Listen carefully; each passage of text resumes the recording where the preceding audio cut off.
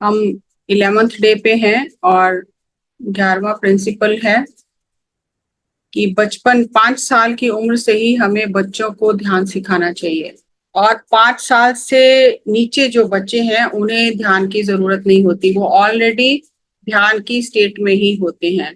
तो ये 11वें प्रिंसिपल पे थोड़ा सा विचार करेंगे कि बचपन से ही हमें बच्चों को ध्यान की शिक्षा देनी चाहिए। और जो माता पिता ध्यान करते हैं तो बच्चे अपने आप ही ध्यान करने लग जाते हैं, वो फिर आपको अलग से शिक्षा देने की भी जरूरत नहीं होती, क्योंकि बच्चे वही करते हैं जो माता पिता करते हैं।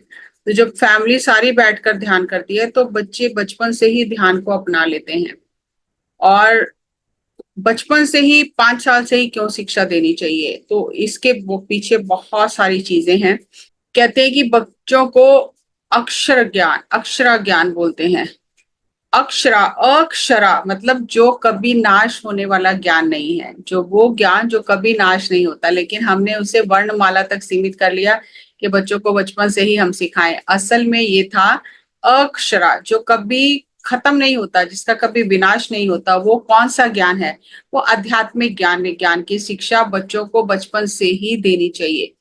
और आज साइंटिफिक रिसर्च ये कहती है कि 5 साल की उम्र में बच्चा 95% उसकी अपने घर पे ट्रेनिंग हो जाती है कि वो उसका जीवन कैसा रहेगा, जीवन में वो क्या करेगा।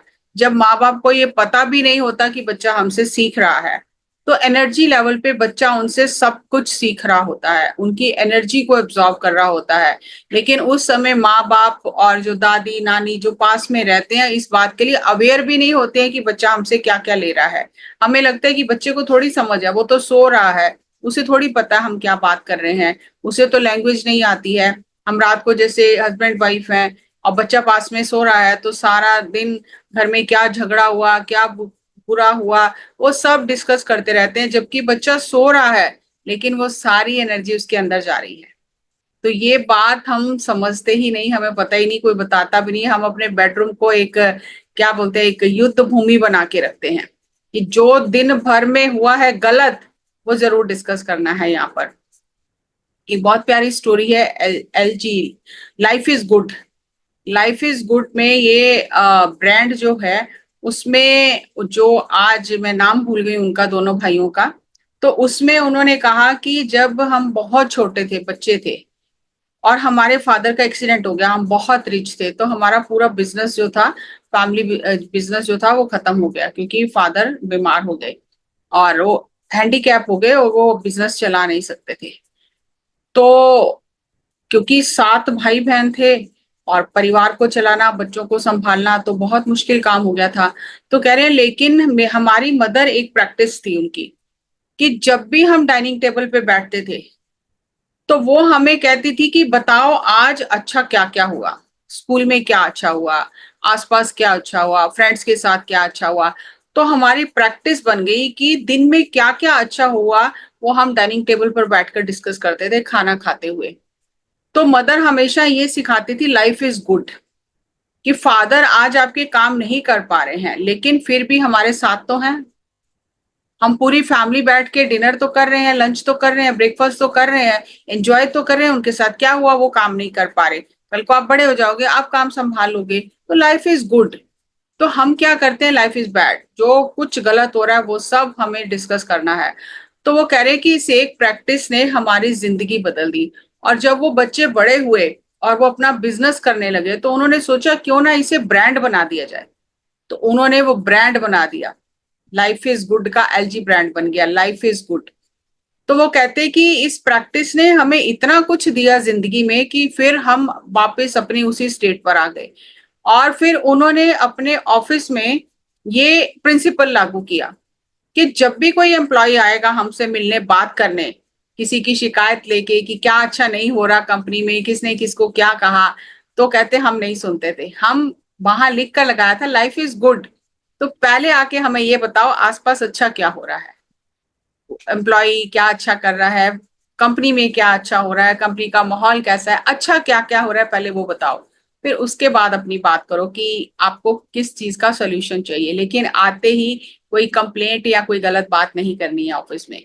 सबसे पहले ये याद रखो, लाइफ इज गुड। अच्छा क्या हो रहा है आसपास, पहले उसके बारे में डिस्कस करो। वो बचपन में जो उनकी माँ ने उन्हें संस्कार दिए थे, उस संस्कारों ने पूरी जिंदगी बदल दी, और उन्होंने एक ब्रांड क्रिएट किया, लाइफ इज गुड। आप देखोगे गूगल पे तो आपको इसका सब कुछ मिलेगा।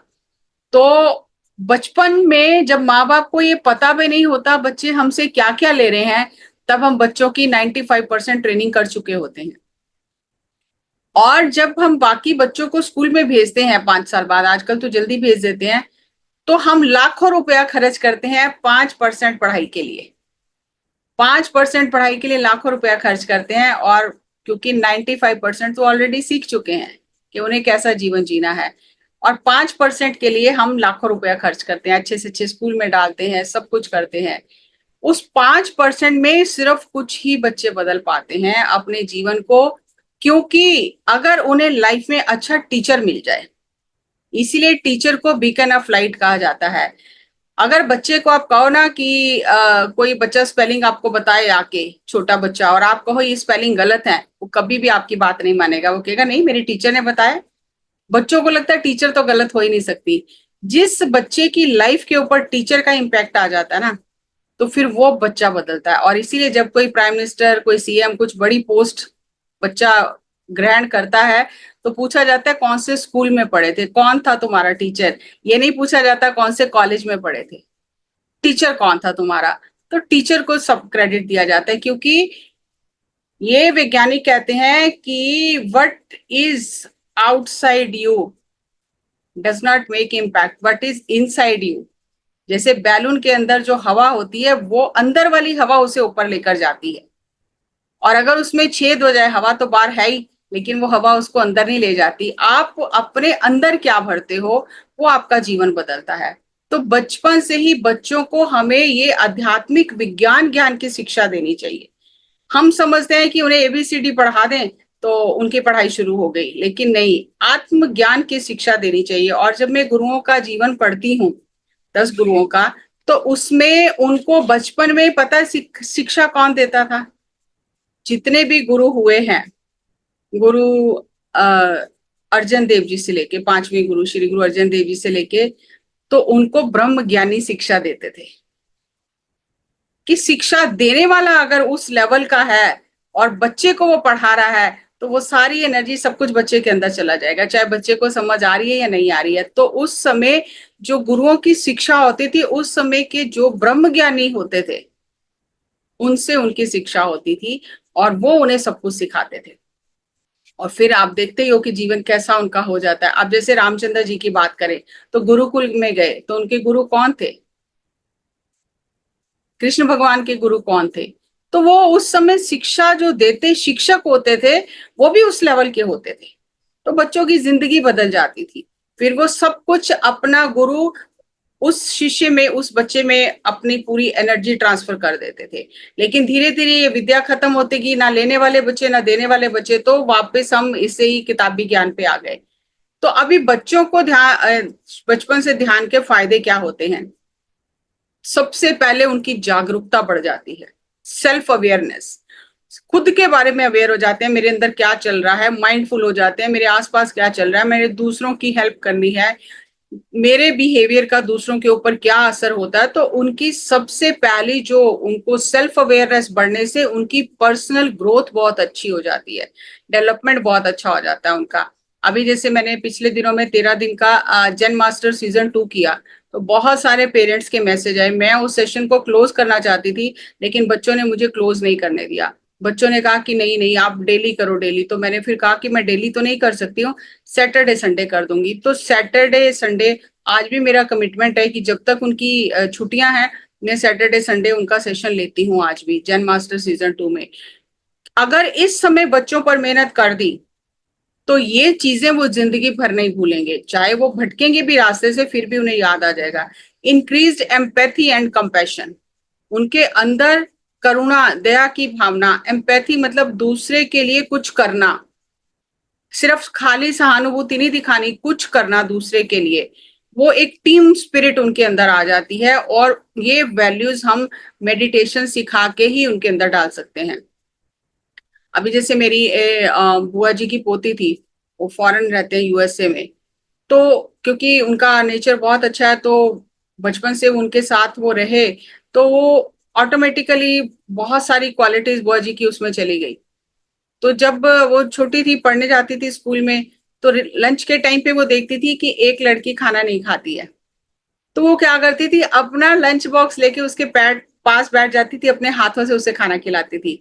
और जब तक उसे खिलाती थी तो वो रिसेस खत्म हो जाती थी तो खुद भूखी रह जाती थी, और उसे खाना खिलाते देती थी कि वो अकेली है, वो खाती नहीं है।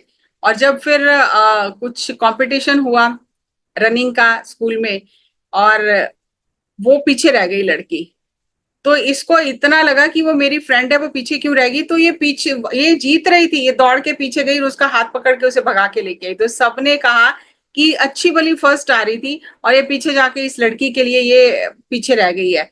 तो कहने लगी नहीं अच्छा लगेगा, मेरी फ्रेंड अगर आगे नहीं आ रही है तो मुझे थोड़ी अच्छा लगेगा, हम दोनों साथ में रहेंगे तभी तो अच्छा लगेगा। तो ये चीजें बच्चे में, वो जो जिन बच्चों के ऐसे विचार हो जाते हैं ना बचपन से ही, फिर वो टीम स्पिरिट उनके अंदर बहुत हो जाती है, वो फिर मिलजुल कर काम कर सकते हैं। नहीं तो वो बच्चे मिलजुल कर काम नहीं कर सकते, इगोइस्टिक एरोगेंट हो जाते हैं। लाइफ लॉन्ग स्किल आपने बच्चों को सिखा दिया, ध्यान अगर उन्हें बचपन में वैल्यूज और ध्यान सिखा दिया, तो आपने उन्हें लाइफ लॉन्ग स्किल्स सिखा दी कि कभी भी जिंदगी में जरूरत होगी तो वो उन चीजों को उन्हें याद आ जाएंगी, क्योंकि वो संस्कार डल गए हैं उनके अंदर, तो बीज अंकुरित हो जाएंगे। इमोशनल रेगुलेशन, कि अपने इमोशंस को मैनेज करना, अपने इमोशंस को ऑब्जर्व करना, अपने थॉट्स को समझना, अपने थॉट्स को ऑब्जर्व करना, और इससे उनके अंदर स्टेबिलिटी आ जाती है, इमोशनल रेजिलियंस आ जाता है। कि बहुत ज्यादा गुस्सा करना, एरोगेंट हो जाना, किसी की बात नहीं सुनना, तो जब बच्चे ध्यान करते हैं तो ऑटोमेटिकली उनमें ये चीजें डेवलप होने लग जाती हैं। आप अगर देखो कि अगर माँ माँ बाप ध्यान करते हैं, अब बच्चा गर्भ में है, पैदा नहीं हुआ, बहुत सारे ऐसे केसेस जो हैं आप सुनोगे कि वो कहते हैं हमारा बच्चा बहुत ही शांत है, रोता ही नहीं है, चुपचाप से रहता है, और वो देख देख के हैरान होते हैं उसकी ग्रोथ को, क्योंकि वो शांति पहले से ही उसके अंदर वो चीज चली गई है। तो इसीलिए प्रेग्नेंट लेडी को भी जरूर ये चीजें करनी चाहिए, और पेरेंट्स अगर साथ में बैठकर करते हैं तो बहुत ही अच्छा। और ऐसे जब बच्चा छोटा होता है बहुत, हमें लगता है वो कुछ सीख नहीं रहा, वो सब कुछ सीख रहा है, फुल्ली अवेयर है कि उसके आसपास क्या चल रहा है। तो उस समय अगर आप ध्यान करते हो उसके आसपास, उसे गोदी में लेके ध्यान करते हो, वो आपने उसके अंदर सीड डाल दी। जब मैं पैदा हुई थी तो उस समय मेरी दादी को ज्ञान, ब्रह्म ज्ञान हुआ था, तो वो मुझे अपने पास लिटा लेती थी। अब मुझे कुछ पता थोड़ी था उस समय, मैं तो उस समय पैदा ही हुई थी, लेकिन वो प्यार से नहला धुला के मुझे अपने पास लिटा लेना, खुद समाधि में रहती थी, दूध पिलाती थी, बहुत प्यार करती थी। तो वो संस्कार चले गए अंदर, तो ऑटोमेटिकली वो फिर समय आने से प्रस्फुटित हो जाते हैं। तो अगर हमने बचपन संभाल लिया तो हमने उन्हें पूरे जीवन की शिक्षा दे दी। रिडक्शन इन बिहेवियरल इश्यूज, जो ये टेंट्रम्स होते हैं बच्चों के, गुस्सा करना, अपनी बात पे अड़े रहना, ये सब, मारना, सामान फेंक देना, ये उनके कम हो जाते हैं। Physical and mental health benefits benefits हो जाते हैं, कि उनका बीपी बढ़ता नहीं है, उनको एंजाइटी नहीं होती है, बेचैनी नहीं होती है, उनका इम्यून सिस्टम स्ट्रांग रहता है। तो बच्चों को ध्यान करने से ऐसे इश्यूज नहीं होते हैं, कोपिंग स्किल्स आ जाती हैं उन्हें, कि लाइफ में चीजें जैसा हम चाहते हैं वैसा नहीं होता। जब वो पेरेंट्स को देखते हैं कि कैसे चीजों को मैनेज करते हैं, बड़े बुजुर्ग हमारे आसपास कैसे मैनेज करते हैं, कैसा व्यवहार करते हैं, तो ऑटोमेटिकली बच्चों में वो चीजें डेवलप हो जाती हैं। आप देखो जिन घरों में बहुत प्यार होता है तो बच्चे बच्चे बड़े होके वैसे ही रहते हैं, और जहाँ लड़ाई झगड़ा बहुत होता है वहां आप कितना भी बदलना चाहो, बड़े जब बच्चे हो जाते हैं आप उन्हें बदल नहीं सकते।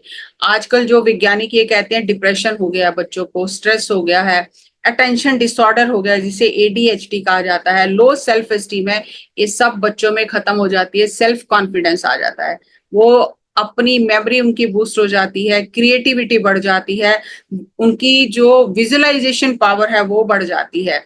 तो बच्चों को ध्यान सिखाने से, और बच्चे अपने आप से कनेक्ट होते हैं, अपने एंजल जो उनके होते हैं उनसे कनेक्ट होते हैं, अगर बचपन से उन्हें ध्यान सिखा दिया जाए, क्योंकि उनकी थर्ड आई भी ओपन ही होती है। तो वो ये जो चीजें हैं जो हमें आंखों से दिखाई नहीं देती हैं, जो अंदर की शक्तियां हैं उनसे वो जुड़े रहते हैं, और उनकी वो एक्टिव ही रहती हैं, सोती नहीं है।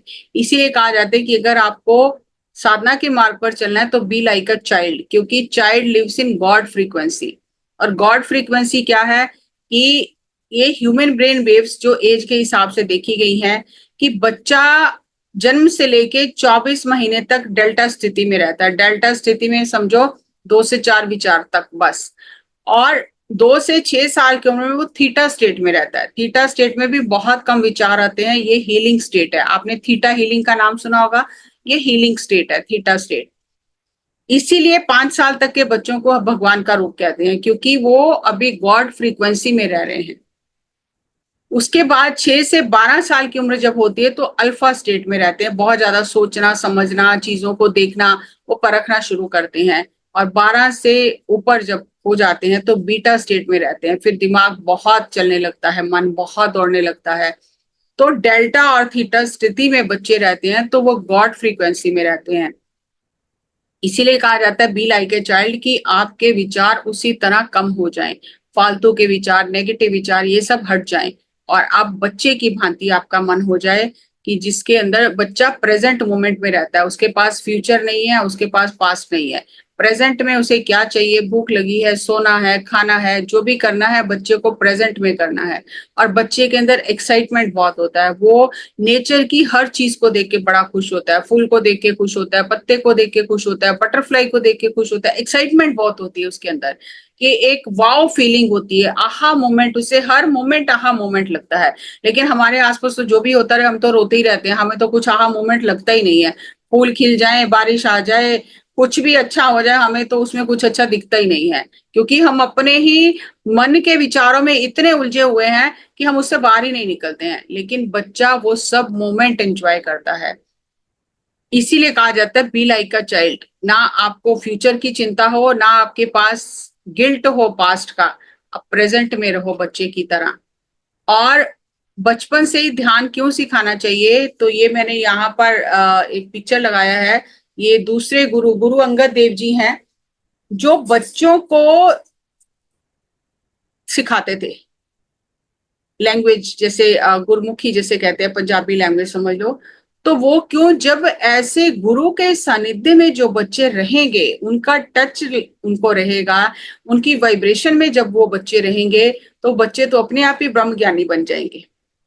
तो बच्चों में जब हम अपनी एनर्जी ट्रांसप्लांट करते हैं, जब बच्चों के आसपास रहते हैं, तो बच्चों में वो ऑटोमेटिकली स्पंज की तरह बच्चे वो एनर्जी को एब्जॉर्व कर लेते हैं। बड़े हो जाते हैं तो हमारा मन इतना कठोर हो जाता है कि हमारे आसपास कोई गुरु भी रहे तो हमें उसकी एनर्जी का फर्क पता नहीं चलता, क्योंकि हमारा मन इतना कठोर हो गया है। लेकिन बच्चे का मन स्पंज की भांति होता है, तो अपने आसपास जो भी एनर्जी होती है उसे एब्जॉर्व कर लेता है। तो अगर वो बच्चा किसी ब्रह्म ज्ञानी की, गुरु की संगत में रहता है, संत की संगत में रहता है, तो अपने आप बड़ा होकर ब्रह्म ज्ञानी ही बनेगा। तो एक बार हुमायूं जो था वो हार के उनके पास गया। तो उस समय गुरु जी बच्चों को पढ़ा रहे थे और उन्होंने उसकी तरफ देखा भी नहीं। अब हुमायूं को तो ये लगा कि बच्चों को पढ़ा रहे हैं, इसमें इतनी क्या है कि मेरी तरफ देखा भी नहीं, मैं तो बादशाह हूँ, ठीक है मैं हार गया हूं पर हूं तो बादशाह ही ना। तो उन्होंने जब देखा नहीं, थोड़ी देर उसने वेट किया, फिर उससे रहा नहीं गया। उसे लगा कि मेरा तो अपमान हो रहा है बहुत, तो उसने तलवार निकाली। तो गुरु जी के पीठ की तरफ था वो, जैसे ही उसने तलवार पे हाथ डाला, तो गुरु जी ने कहा ये तलवार वहां नहीं निकली जहां से भाग के आया है, यहाँ ज्यादा तलवार निकलती है। अगर थोड़ी देर पेशेंस रखता तो तेरे को राज जल्दी मिल जाता, क्योंकि अब तूने तलवार को हाथ डाला है, पेशेंस नहीं रखा है। अब तुझे 13 साल लगेंगे वो राज पाने के लिए। और सही में 13 साल बाद फिर उसको राज मिला। तो वो बच्चों को पढ़ाते थे, बच्चों के साथ टाइम स्पेंड करते थे। अब इतनी बड़ी अवस्था होने के बावजूद उन्हें बच्चों के साथ क्या जरूरत थी। तो ये थोड़ी कि बच्चों के साथ वो कुछ और बातें करते थे, ज्ञान की बातें करते थे, ज्ञान सिखाते थे उन्हें। उनकी वाइब्रेशन से बच्चे जो हैं वो धीरे धीरे, इतनी छोटी उम्र में जब वो एनर्जी मिलेगी तो अपने आप ही बड़े होकर ब्रह्म ज्ञानी बन जाएंगे। उनका सोचने का तरीका, समझने का तरीका अलग होगा। अब ये चीजें कैसे सर ने ये मंथन करके ये प्रिंसिपल निकाला कि 5 साल की उम्र से ही बच्चों को ध्यान की शिक्षा देनी चाहिए। इसीलिए मॉरल वैल्यू सिखाने का यही टाइम है। इसलिए दादी नानी की कहानियां हम सब जानते हैं। हम बचपन में कहानियां सुनते थे, दादी की कहानी, नानी से कहानियां सुनते थे। वो मॉरल वैल्यूज हमारे अंदर आ जाती थी। तो अगर आपको किसी को मॉरल वैल्यूज बच्चे को सिखानी है तो बड़े को नहीं सिखा सकते हो। सबको पता है ईमानदारी से रहना चाहिए, लेकिन जब हम वो प्रिंसिपल्स को जीते हैं तो बच्चे अपने आप वो सब चीजें सीख लेते हैं। तो इसीलिए पत्री सर ने ये प्रिंसिपल हमें दिया कि आपको बच्चों के साथ अपनी एनर्जी शेयर करनी चाहिए। आपके आसपास जो भी बच्चे हैं, आप छोटे बच्चे हैं या आपके आसपास कोई पढ़ने वाले बच्चे हैं, तो उनके साथ अपनी एनर्जी शेयर करो ताकि आपकी एनर्जी का उन बच्चों को लाभ हो। और फिर वो संस्कार जो आप उन्हें कहानियां सुना रहे हो, जो उन्हें बातें बता रहे हो, वो संस्कार उनके अंदर चले जाएं और बड़े होके उनका जीवन बहुत ही सुंदर हो और वो समाज भी सुंदर हो। अगर हम चाहते हैं हमारा समाज सुंदर हो तो हमें बचपन का ध्यान रखना होगा। इसीलिए पत्री सर कहते थे बड़ों को मत सिखाओ चाहे, और बच्चों को जरूर सिखाओ। तो इसलिए मैं हर साल बच्चों का सेशन लेती हूँ ताकि बच्चे जो हैं वो आध्यात्मिक विषय सीखें, और आध्यात्मिक विषय सीखकर फिर बच्चे जो हैं वो उसे अपनी लाइफ में इम्प्लीमेंट करें। तो बहुत अच्छा लगता है बच्चों के साथ टाइम स्पेंड करके। तो इसलिए आप जरूर बच्चों के साथ में रहें, उनके साथ टाइम स्पेंड करें। अगर आपके आसपास बच्चे हैं तो आप उनके साथ अपनी एनर्जी शेयर करें, तो आप देखेंगे कि उनके जीवन में भी बदलाव आएगा। उन्हें कहानियां सुनाए, उन्हें मॉरल वैल्यूज पढ़ाएं कहानी के माध्यम से, और खुद वो जी कर दिखाएं उन्हें, तो उनका भी जीवन बदल जाएगा। सो आप सभी का बहुत बहुत धन्यवाद जी। Thank you, thank you. मैं लिंक शेयर कर देती हूँ एक बार ग्रुप में, ताकि आप लोग भी उस सेशन को देख सकें लाइव। Thank you.